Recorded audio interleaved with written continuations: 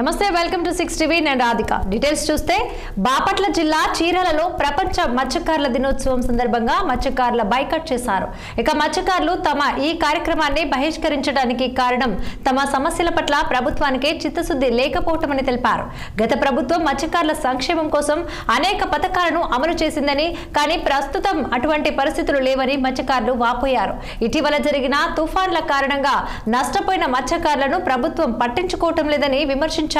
మత్స్యకారులు diesel subsidy, ప్రభుత్వ బీమా రాయితీలలో వెలలు వంటి సహాయాలను తక్షణమే అందించాలని కోరారు.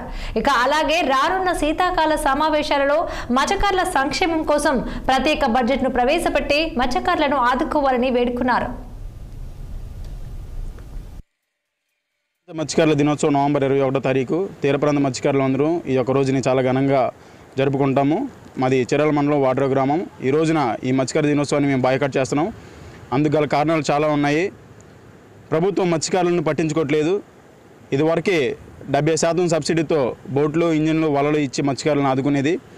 అయితే గత కొన్నాళ్ళుగా ఆ సబ్సిడీలు మొత్తాన్ని తీసేశారు. కేంద్ర ప్రభుత్వం ఇస్తున్న 40% సబ్సిడీ మాత్రమే ఉంది. మిగతా 30% మన రాష్ట్ర ప్రభుత్వం ఇవ్వాల్సినది ఇవ్వడం మానేసింది.